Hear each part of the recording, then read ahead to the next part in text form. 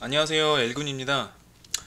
오늘은 펀드 투자 시에 좀 비용 절감할 수 있는 노하우 7가지를 좀 알려드리려고 해요. 펀드 투자 시 비용 절감 노하우 7가지를 말씀드리려고 합니다. 현재 뭐 제가 영상을 엄청 자주 올리지 않으니까 근황을 좀 말씀드리면, 현재 저는 투자를 좀 시작을 했어요. 예, 지금 분할로 해서 계속 이제 매주 얼마 이런 식으로 지금 진행을 하고 있고, 꾸준히 이제 해외 선물 이제 모의 투자도 진행을 하고 있습니다. 그에 대한 브리핑은 나중에 드리도록 하고요. 다음 영상에서 바로 시작할게요. 펀드 투자 시 비용 절감 노하우 7가지. 먼저 첫 번째, 장기 투자는 판매 보수가 낮은 A클래스가 유리하다.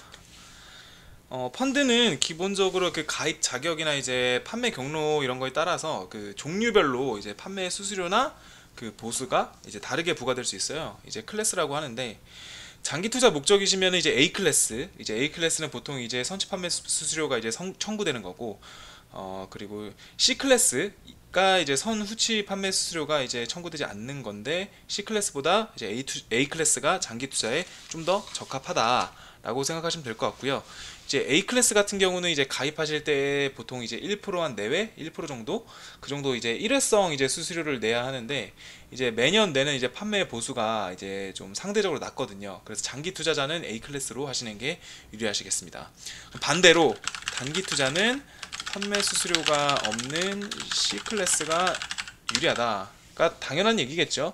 이제 방금 A 클래스 얘기를 해드렸는데, 이건 장기 투자고, 단기 투자 같은 경우는 이제 C 클래스가 이제 판매 보수는 이제 A 클래스보다 높지만 이제 선취 수수료를 내지 않아도 되기 때문에 단기 투자자한테는 당연히 C 클래스가 유리할 겁니다. 세 번째, 금융투자협회 홈페이지에서 판매사별 판매 수수료를 비교하기. 조금 되게 딱딱한 내용들을 많이 말씀드리는데, 이런 게 기본이죠. 기본인데, 보통 이제 동일한 펀드라도 이제 판매사에 따라서 이제 그 판매 수수료를 좀 비교해보고 선택하는 건 뭐 당연한 얘기죠.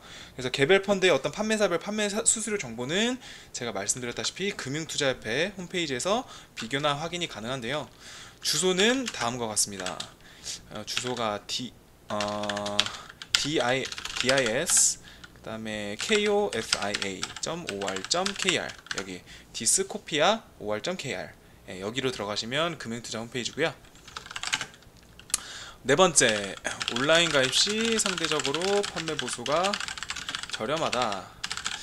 최근에 뭐 비대면, 뭐 증권사 같은 경우도 비대면이 유리하다 뭐 어쩌다 이렇게 해서 온라인 쪽을 많이 지금 유도를 하고 있는데, 가입할 펀드를 이제 여기 위에 제가 말씀드렸다시피 금융투자협회 홈페이지에서 이제 이렇게 결정을 하시고 정하셨으면, 창구에서는 이제 보통 이제 클린 클래스, 그리고 온라인에서는 온라인 전용 클래스를 선택하는 것이 당연히 현명하십니다.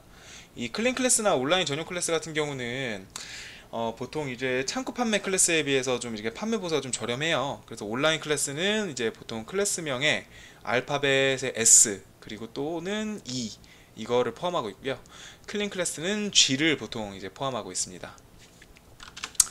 다섯 번째는, 성과 보수 펀드는 전액 판매 의무가 있음에 유의하기. 자, 이게 무슨 말이냐면, 보통 이제 성과 보수 펀드가 뭔지부터 말씀을 드릴게요. 보통 이제 펀드의 수익률에 연동해서 운용 보수가 이제 결정되는 펀드인데요. 통상 펀드 명칭에 이제 성과 보수가 이제 명시되어 있는 펀드를 말을 하고요. 이런 성과 보수 펀드 같은 경우는 투자 금액의 일부만 이제 환매하는 것은 안 되고, 전액 이제 환매해야 되고, 또 운용 보수만 성과와 연동되고, 판매 보수는 일반 펀드와 동일하게 정률로 부과됩니다. 이 부분을 꼭 체크를 하셔서 매매를 당연히 이제 투자를 하셔야 될 것 같습니다. 여섯 번째는 이제 환매 수수료 부과 여부 체크하기. 보통 대다수 펀드에서 이제 환매 수수료 같은 경우는 이제 보통 뭐 가입하고 짧은 기간, 얼마 안 됐을 때, 뭐 보통 한 3개월 이내, 그 정도에 환매할 경우에 부과가 되는데, 펀드에 따라서는 보통 이제 10년 동안 이제 환매 수수료가 부과되기도 하거든요. 그래서 펀드 가입 단계에서부터 보통 투자 예상 기간을 미리 체크를 좀 하시고, 그리고 이제 환매 수수료의 부과 기간이나 환매 수수료 이제 부과 기준 금액을 반드시 좀 확인하고 체크를 좀 하셔야겠습니다. 마지막 7번째입니다. 재간접 펀드는 추가 비용이 발생함에 유의하기. 자, 이게 무슨 말이냐면 주식하고 이제 채권 등에 보통 이제 직접 투자하는 일반 펀드의 투자 비용은 이제 보통 총 보수 비용으로 이제 결정이 돼요. 총 보수 비용이 뭐냐면, 총 보수 비용이 그 판매 비용하고 운용 비용, 그리고 이제 수탁, 사무관리 보수, 기타 비용, 뭐 이런 식으로 결정이 됩니다. 근데 이제 이렇게 투자 비용은 이제 총보수 비용으로 결정이 되는데, 다른 펀드에 투자하는 이제 재간접 펀드 같은 경우는 펀드가 이제 그 편입하는 투자 대상 펀드의 비용이 추가돼요. 그래서 이제 재간접 펀드 같은 경우는 그 투자 펀드 비용을 합성한 이제 총 보수 비용으로 비교를 하셔야 됩니다. 그러니까 재간접 펀드 같은 경우는 일반 펀드하고 좀 특성이 다른 거죠. 그래서 요거를 좀 체크를 하시면 좋을 것 같고, 이 펀드라는 게 되게 좀 생소하실 수도 있고, 저도 사실 펀드에는 투자를 지금 안 하고 있긴 해요. 예. 근데 펀드를 생각보다 이제 좀 더 안정적이라고 생각하시고 투자를 원하시는 분들이 좀 계신 것 같더라고요. 그래서 지금 제가 말씀드린 이제 7가지 같은 경우는 굉장히 기본적인 내용이거든요. 그래서 펀드에 대해서 이제 투자를 원하시고 이걸 공부를 하시려면 공부를 하시면서 이제 투자할 때 이 7가지는 반드시 좀 유의를 하셔서 투자를 하시면 조금 더 이제 본인의 이제 비용 절감이 되기 때문에 도움이 되시리라고 생각합니다.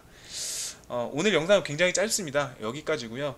영상을 좀 짧게 찍었기 때문에 좀 말씀을 드리자면, 현재 지금 이제 저 같은 경우 꾸준히 이제 이 모의 투자, 해외 선물은 진행을 하고 있고, 현물 투자 같은 경우도 진행을 하고 있잖아요. 나스닥 같은 경우는 지금 현재 저는 여기서 매매를 할 수 있을 것 같아요. 지금 뭐 추세선 이탈도 이탈인데 사실 그 이전에 이탈이 됐었긴 했었네요. 근데 일단은 이 22평을 뚫어주느냐 마느냐가 좀 관건인 것 같고, 여기 저점을 깨는 게 정말 관건인 것 같습니다. 그리고 이 부근을 계속해서 지금 터치를 하고 있는 게 굉장히 좀 강한 지지라고 생각할 수 있지만, 뚫리면 뚫리는 만큼 쏟을 수도 있다라고 보고 있어요. 그래서 저는 이제 여기 22평이 뚫리지 않으면 숏으로, 상승 추세선 이탈도 있기 때문에 숏으로 생각하고 있습니다. 그리고 현재 관점으로는 여기가 지금 리테스트 자리로 왔다라고 판단하고 있습니다. 조만간 제 그 해외 선물 매매 진행 내역이라든지 제 어떤 투자 관련된 거는 한번 영상으로 제가 편집해서 한번 찍어서 올리도록 하겠습니다. 오늘도 제 영상 봐주셔서 감사합니다.